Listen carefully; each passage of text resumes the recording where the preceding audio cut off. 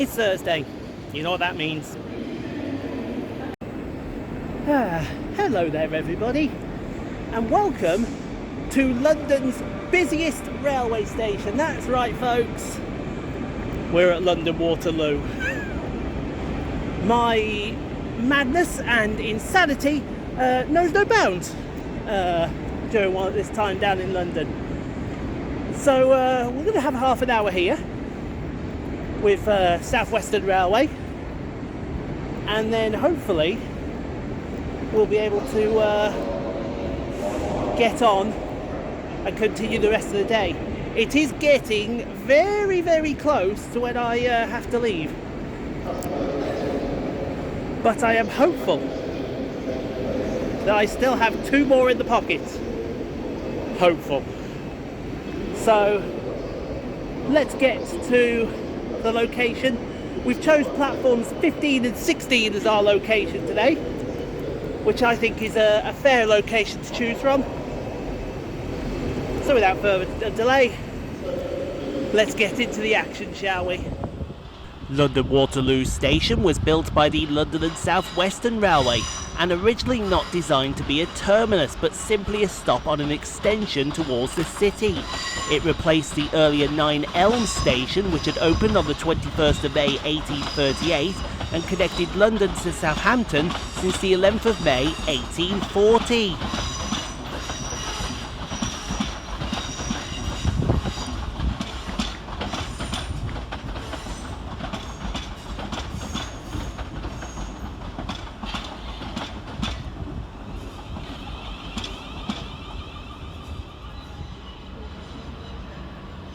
The London and South Western Railway's aim through much of the 19th century was to extend its main line eastward beyond Waterloo into the City of London.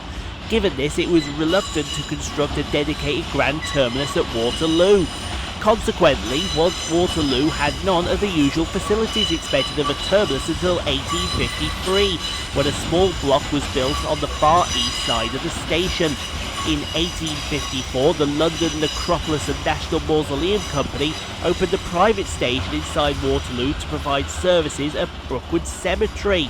The station was demolished and replaced with a dedicated building in 1902 as part of the reconstruction of London Waterloo in the early 20th century. By 1899, London Waterloo had 16 platforms, but only 10 numbers allocated in different sections of the station, or on different levels some numbers were duplicated. This complexity and confusion became the butt of jokes by writers and music hall comics for many years in the late 19th century, including Jerome K. Jerome in 3 Men in a Boat, and it was criticised as satire for several Punch cartoons.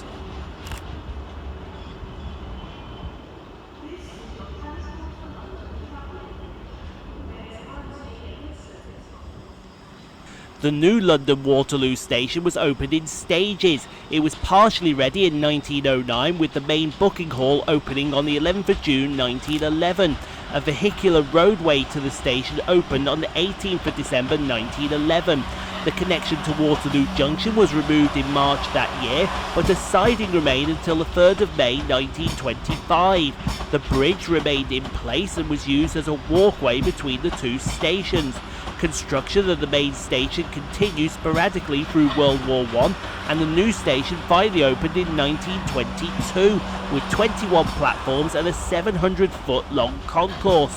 The roof and platforms were initially designed by J.W. Jackham Hood, who travelled to the United States to look for stations to design for inspiration.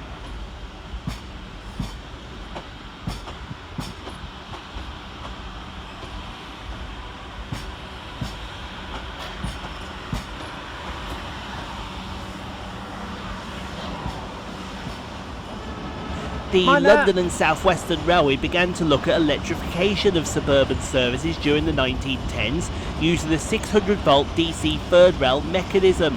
The first such service to Wimbledon via East Putney opened on the 25th of October 1915, with services to Shepperton following on the 30th of January 1916, the Hounslow Loop on the 12th of March and Hampton Court on the 18th of June.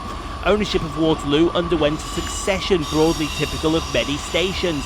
Under the 1923 grouping, it passed to the Southern Railways, and the Southern Railways continued the third rail electrification of the lines from Waterloo, including a full service to Guildford on the 12th of July 1925 and to Windsor on the 6th of July 1930.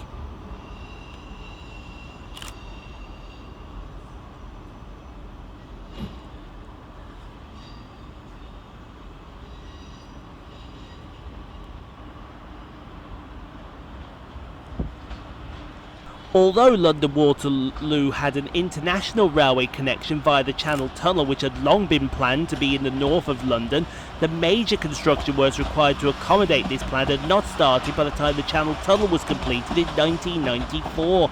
Instead, new platforms were built on the western side of Waterloo Station, replacing platforms 20 and 21. The new Waterloo International Railway Station was the first London terminus of Eurostar international trains to Paris Gare du Nord and Brussels South. An inaugural service left Waterloo on the 6th of May with a joint opening ceremony by Her Majesty Queen Elizabeth and the French President Francois Mitterrand. Regular services began on the 14th of November, and construction necessitated the removal of the decorative masonry forming two arches that from that side of the station bearing the legend Southern Railway.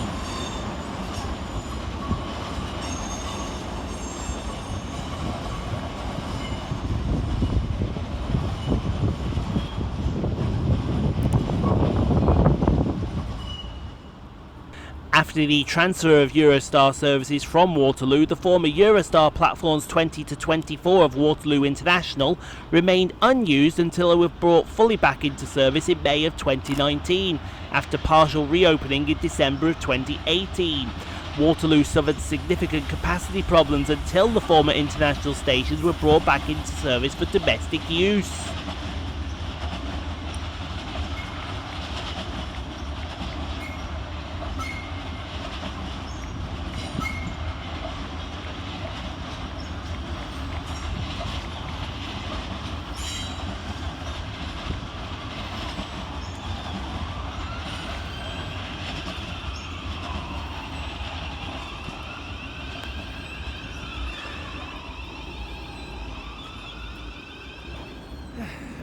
So as far as traction goes here at London Waterloo, South Western Railway do pretty well as far as that is concerned.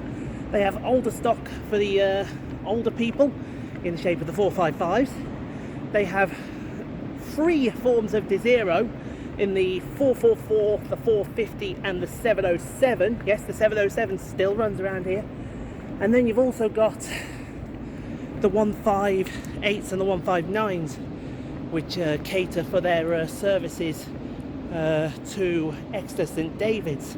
Also, you still have 458s here. They're in a 5-car at the moment, but they are being transferred to a 4-car as a sort of a makeshift stopgap, because a certain unit isn't ready still after 3 years. But that is going to do it here at London Waterloo. So I hope you enjoyed London Waterloo. I certainly did. If you did, leave a like. Don't forget to subscribe if you've not done so. Next up for us, I don't know, but I know one thing: my feet are absolutely gone. So I'm hoping the next one will be the last one. So anyway, thanks for watching. Hope you enjoyed. Playlists have appeared. Go check out some more content. I'll leave another video that I think you should go and enjoy. Leave it to right sort of there. And yeah, we'll see you all. Kick back and reminisce, thinking about the dumb shit I did growing up. Maybe a bitch, but I keep on going, cause I know I can do this. I was born a baby.